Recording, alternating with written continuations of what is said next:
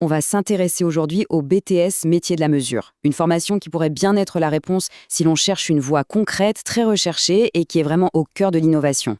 On se demande parfois comment trouver une orientation qui a du sens, qui est appréciée par les entreprises et qui touche à des technologies de pointe. Alors il faut rester attentif. On va décortiquer ensemble une formation qui se cache en fait derrière presque toutes les avancées de notre quotidien. Bon, alors plongeons dans le vif du sujet. Pour bien commencer, il faut comprendre une chose essentielle.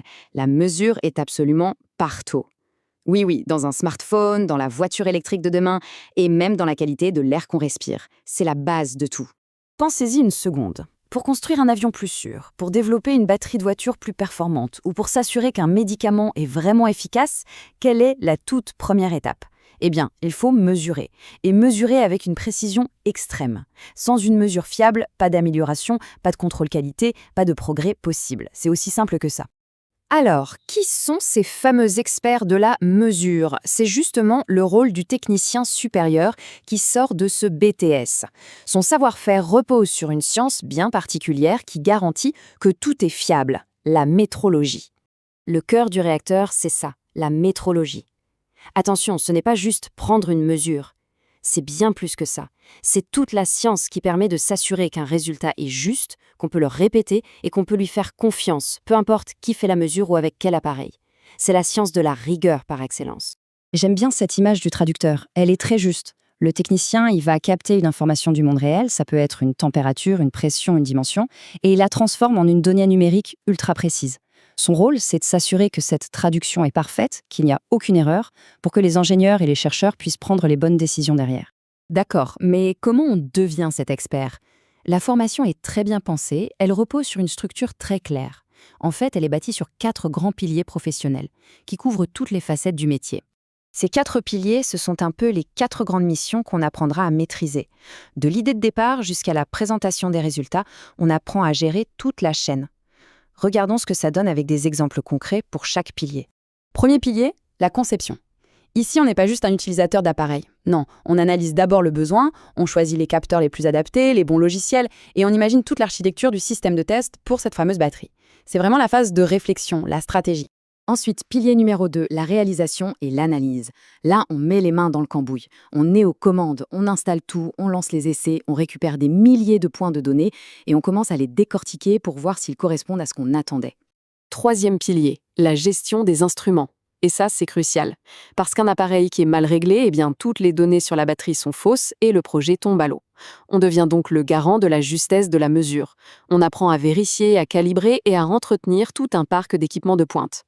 Et enfin, une mesure, même si elle est parfaite, ne sert à rien si personne ne la comprend. C'est le 4e pilier. Il faut communiquer les résultats sur la batterie à l'équipe d'ingénieurs. On apprend donc à synthétiser l'information, à présenter ses conclusions de manière claire et à travailler en équipe pour piloter le projet du début à la fin. Et tout ça, ça s'organise de manière très logique dans la formation. Ce schéma le montre bien. On acquiert d'abord un socle de compétences communes, ce sont les blocs en vert, rouge et orange, qui sont indispensables partout.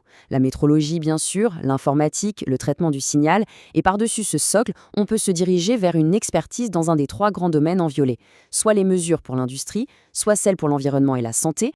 Bon, c'est très intéressant, mais une fois le diplôme en poche, qu'est-ce qui se passe concrètement ? C'est là que cette formation révèle vraiment toute sa force. La demande pour ces profils est immense et surtout très variée. Absolument toutes les industries de pointe ont besoin de ces compétences.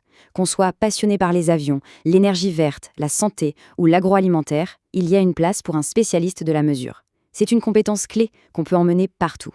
Et ça donne des postes comme ceux-ci. Chaque intitulé correspond à des missions un peu différentes, que ce soit en laboratoire, sur une ligne de production ou dans un bureau d'études. Mais le cœur du métier, lui, reste le même. Garantir des données fiables pour permettre à l'entreprise d'innover et de s'améliorer constamment. On arrive maintenant à la question la plus importante. Est-ce que ce parcours pourrait correspondre à ses attentes et à sa personnalité ? Voyons un peu les qualités qui aident à réussir dans ce domaine. Si on est du genre à aimer que les choses soient bien faites, avec précision, si on aime bien chercher à comprendre le comment et le pourquoi des choses, si la technologie en général nous attire et si on apprécie l'idée de collaborer pour résoudre des problèmes concrets, alors il y a de grandes chances qu'on ait le bon profil. C'est un métier qui allie vraiment la tête et les mains. Finalement, choisir cette voie, c'est un peu choisir de jouer un rôle essentiel, même s'il est parfois dans l'ombre. C'est être la personne qui garantit que ce qu'on construit, ce qu'on invente, repose sur des bases solides et vérifiées. Voilà, j'espère que cette présentation a permis de mieux cerner ce parcours. Pour découvrir d'autres formations et continuer à réfléchir à son orientation, il ne faut pas hésiter à écouter nos autres résumés et, bien sûr, à s'abonner à Choisis ta formation et ton métier.